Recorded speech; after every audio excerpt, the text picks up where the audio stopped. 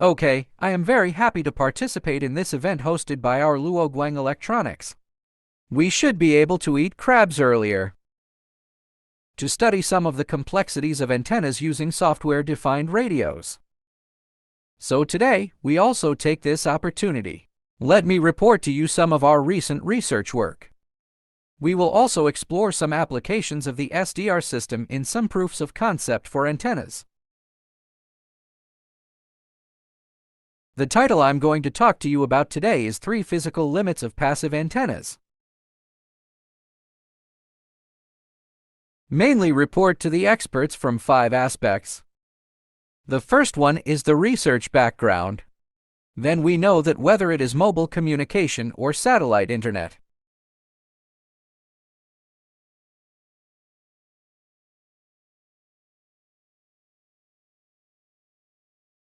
In fact, it is to integrate more antennas in a limited space.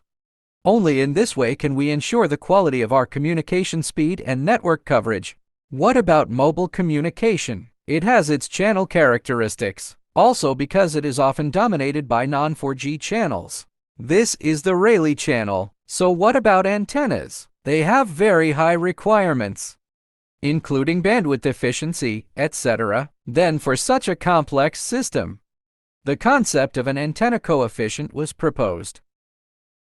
Mainly solve an evaluation problem of MIMO antennas. What about the coefficients? They include the radiation, the pattern, the impedance, and the efficiency of the antenna.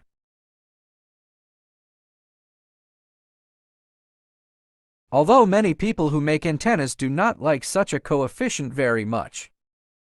But in fact, a large number of experiments have also shown that under Rayleigh channel conditions, the lower the correlation coefficient of the MIMO antenna, the greater the capacity of its system is. It has also been proved through a large number of experiments. It's about mobile communications. Well, SATCOM is a scene that everyone has been paying much attention to recently, including Starlink. We call it DSU. Is it a small moving endpoint? And its size is actually shrinking. What about its scenario requirements? We simplify it to get higher antenna gain in a confined space. What about SATCOM? Its channel is for grams type. Also, the LOS channel is the main one. So when the antenna also put forward more new requirements, like wide-angle scanning to make sure it can capture more low-orbit satellites? What else? The requirements for its cross-polarization are also relatively high. And hopefully the antenna will get a nice circular polarization. So for such a system, we can also describe its main performance by G or T value.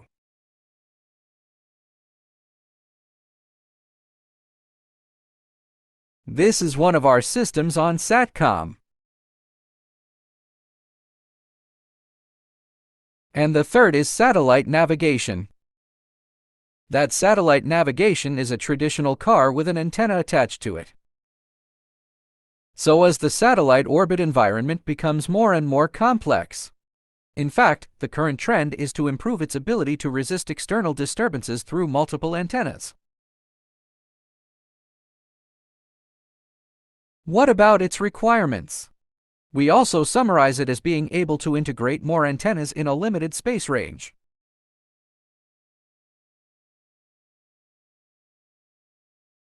What about its channel characteristics? For satellite guides, the LOS channel is also the main channel. So what about the antenna in addition to achieving good circular polarization? Now the antenna also has dual band and multi-band requirements. For example, it can receive GPS and Baidu signals at the same time. Then the coupling between the antenna elements is also required to be very low. How do you evaluate a system like this? It's actually a big problem. As far as I can tell from the antenna introduction, there isn't a very good way to evaluate it. So we were exploring in the past. We zero the depth of the trap with the wave number. Let's evaluate the antenna, okay? We will also introduce to you in a moment that the width of this beam zero trap must reach deep zero trap. In fact, the requirements are very high. In addition to the low antenna coupling, the symmetry of its pattern, including the purity of polarization, also matters. Therefore, this is also an important trend in our future development. So let's summarize this. In the above three, we all say that it is a $1 trillion output value. What about this big scene? In fact, there are a lot of requirements for antennas. The design of the antenna pattern, the design of coupling and polarization are all extremely demanding.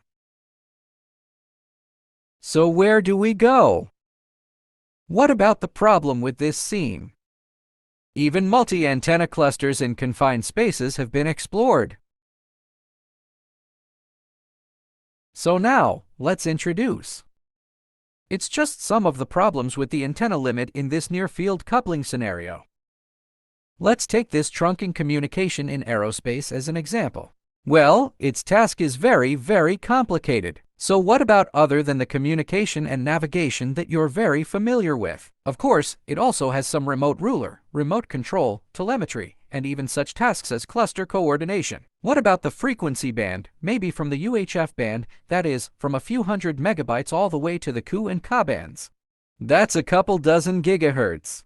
So the polarization requirements are also relatively complex. Then we were also invited to write a review paper in the Journal of Electronics this year. The Antenna Aperture Synthesis Technology for Aircraft Measurement and Control Communication System is described.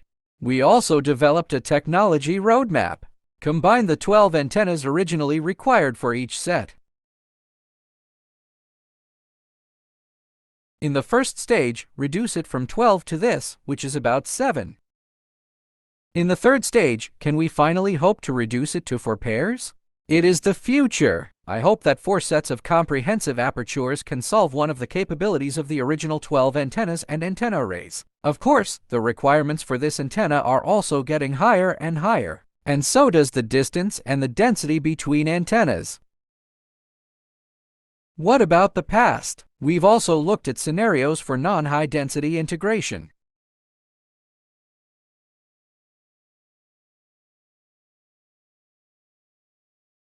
For example, what about the coupling of collinear oscillators? If this oscillator is parallel, this collinear. When this distance is large, they are actually coupled, aren't they very strong? But what about distance?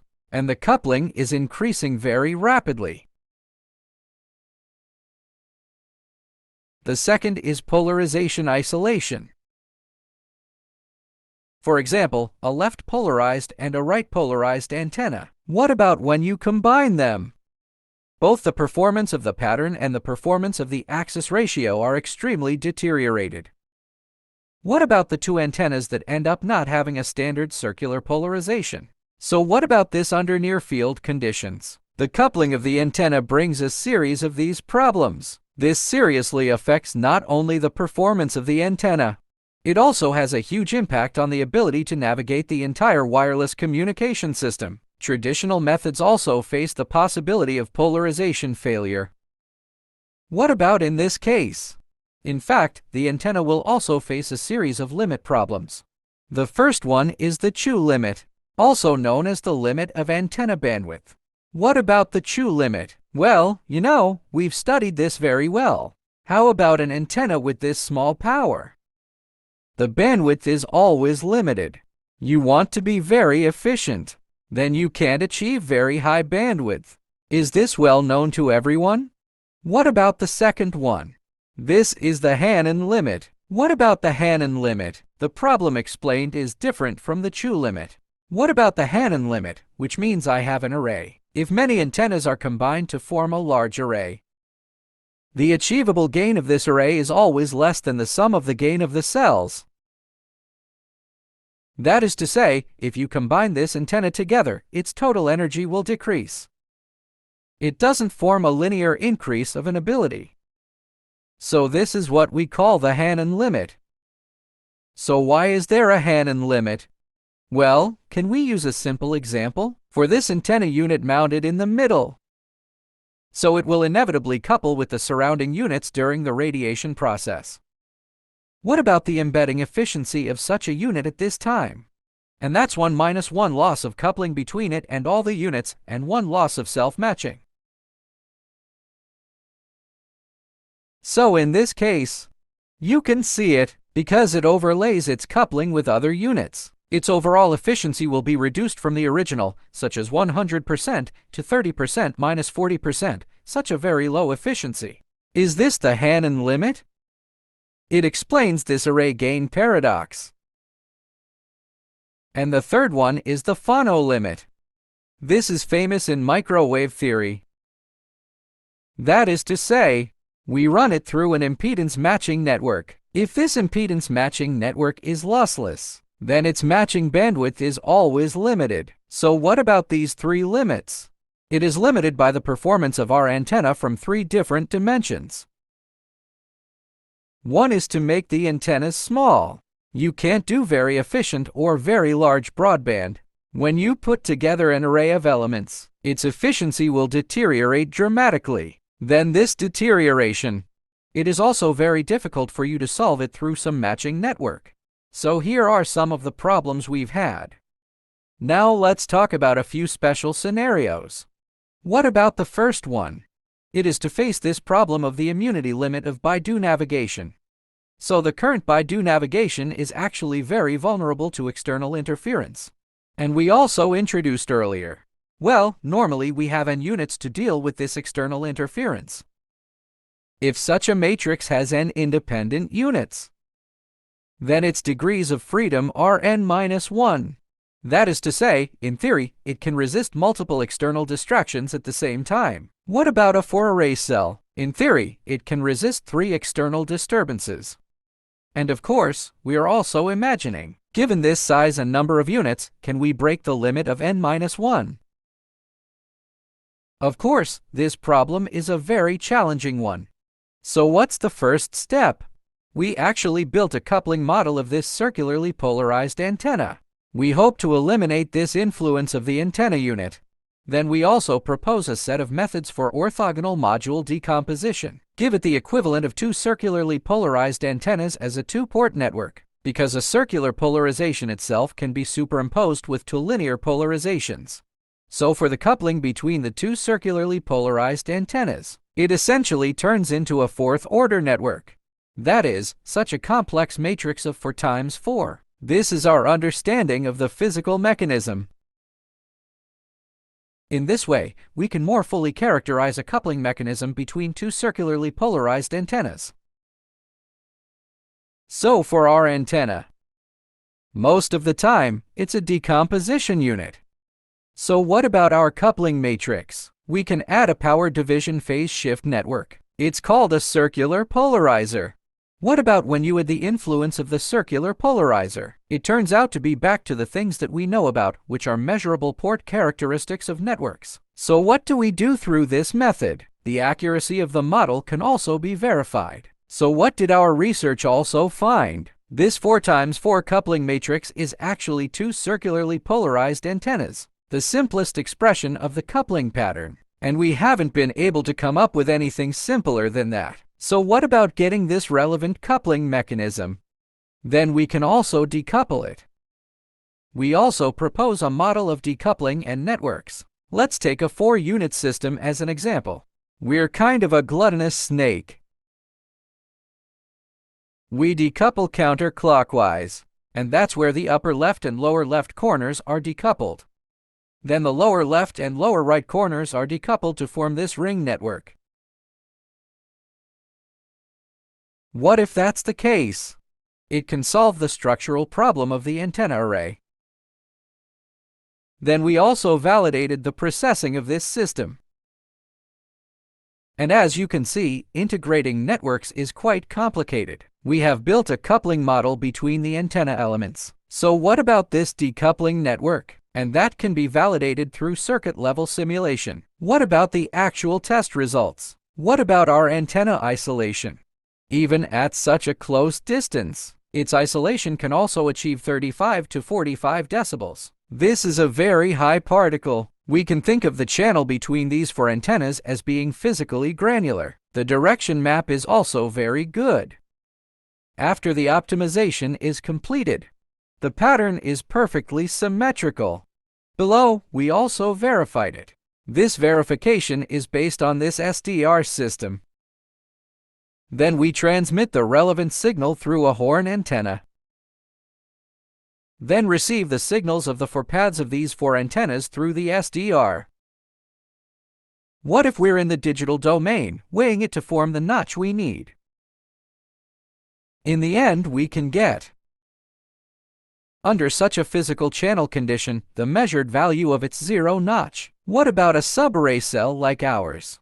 Well, in theory, it's zero depression. Can it do minus 43 decibels? This is a physical level zero trap value. So what do we actually measure? It's about minus 36 decibels. Because these four channels are basically synchronized. It has relatively high synchronization accuracy. Therefore, the measured results are relatively close to the simulation results. So what about going further? We can also use virtual elements to expand the degree of freedom. Here we give a simple example. If we originally had 4 elements, if we add 3 virtual elements to it, in theory, it can resist up to 6. How about this? We exceed this limit of n-1. So this is something that we've been working on recently. Then we also validated the system. This system was validated using 2 SDR systems. And on the left, that's the source of 3980. It generates a signal of 4 coherent Baidu navigation. On the right is our own SDR board. It includes FM COM MIS5. This is also a 4-channel receiver panel. Plus this FPGA. What about doing baseband processing on it? And the entire system is controlled by a PC.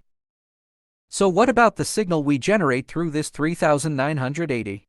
Contains useful signals and multiple interference signals. So we're going to process the data through this SDR on the right. In the digital domain, to achieve zero notch of this antenna. Then we also conducted actual tests. So what does the actual measurement show? Is it when we have 6 external distractions? Through this set of actual measurements of this signal source, the depth of its zero depression can also reach 10 to 90 dB. Why is the zero depression depth better than before? Is it because in this scene, we didn't take the antenna into account? It's all one capability of signal processing.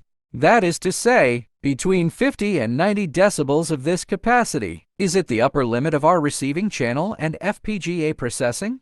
What happens when we hook up the antenna? What about the depth of the zero depression? There will be a slight deterioration of this. So, are we going through this system? And this enables a quick evaluation of this capability. Our ability to achieve is to n-2, double the original n-1. So we also want to go into physics. It's something like the Hannan formula or the Clamero bound. Such a scene. Let me describe some other attempts. So what about this Hannan limit? Ways to break the limit. We have been researching recently. Break this restriction by decoupling. So what about this Chu and Fano limit? In fact, in the past few years, everyone is working on some work on active antennas. We did a little too. Because of time constraints, we won't go into detail here. Let's focus on study of the Hannan limit. What about this classic Hannan limit? It is aimed at a scenario that is not electrically swept. That means the beam of this antenna stays fixed. Then we can precisely give the limit of its embedded radiation efficiency of each unit. So when there is a scene like beam scanning, there are actually some problems with this limit, because it lacks radiation information for arrays at different angles in space. So let's go back to the earliest days. Hannan's 3 hypotheses when he proposed this limit. What about the first one? Is the antenna diameter very large? Far greater than wavelength. What about the second one? What about the pattern of the antenna? Is it in the form of cos theta? What about this form? We will discuss it later. It's a better form. Then we can easily do it with a reverse antenna. The radiation efficiency of the antenna is 100%. It's lossless. In this case, it can obtain the expression of its embedded array element pattern and the Hannan limit. Then we want to stretch the Hannan limit, that is, get the scene when it is scanned from different angles. So what do we think? This is the pattern of this cos theta. What about this hypothesis? Is there actually some problem? Wide-angle scanning is inherently impossible because of this form of pattern. So let's assume. Is our direction map adjustable? That is, we can scan according to different ranges. To optimize the shape of this pattern, let's give its physical limit again. We call this the extended Hannan limit. Let's take a look at this direction. This conventional pattern is in the form of cos theta. We have added a constant a to this. When the constant a is equal to 1, and that's the pattern that we see. It has a half-wave beam width of plus or minus 60 degrees. Then when we set this a to be greater than 1, the angle range of its pattern is only about 45 degrees. That is, the gain of its pattern will become high, but its scanning range is reduced. If we make this a little smaller, then the beam width of its pattern can be expanded. For example, when a is equal to 0.4, the beam width of its pattern can reach plus or minus 80 degrees. Okay, this is from a roadmap perspective. What about this limit on the right? When this is a big, it actually has limits greater than 1 in some regions. That means the antenna can't actually scan this angular range. It's also easy to understand. This antenna beam pattern is only plus or minus 45 degrees. It's very difficult for you to find a range above 60 degrees, so we need to use it based on the actual use case. Match the beam width of the antenna to its scanning range. How wide do you need to sweep? How wide is your beam width? So, can you achieve a good balance? So we also made 2 examples. What about the first one? It's a standard physical tape patch. Its beam width is relatively narrow, so it has a big no-go area, probably swept to 2 different sides. When it sweeps to more than 20 degrees or more than 50 degrees, it can't scan. Then we also made a wide-angle unit. The beam width of this antenna element is relatively wide. What about this time? The beam range is much larger. What about the same time? Its Hannan limit is also accessible. Of course, we will also find that. In this case, it has a theoretical average efficiency of 80%. But what about this coupling? The actual efficiency of this array element is only 60%. How about this one? It can be further improved by decoupling. Then we also propose a hybrid coupling method, coupled on the E and H planes, respectively. What about after decoupling? We also did a quick verification of it. It's done through the SDR system. What about the SDR system? Up to 8 of these channels can be provided for testing. But our antenna array has these 64 elements. So, what about when we do experiments? Choose the middle column for the experiment. We both terminate this other terminal to match the load. So here's a sequence of cells that we actually measured. It can scan up to plus or minus 60 degrees. Also, the gain of this antenna can be improved by 1 dB compared to before uncoupling. And the graph in the lower right-hand corner is how we raised that limit. In theory, Hannan limit radiation efficiency can achieve 80%. If you don't decouple, the average is less than 60%. So what about after decoupling? Its radiation efficiency average is more than 70%, obviously approaching this limit. Then through such an experiment, and we showed that we can push the physical limits of it by decoupling it, approaching the Hannan limit.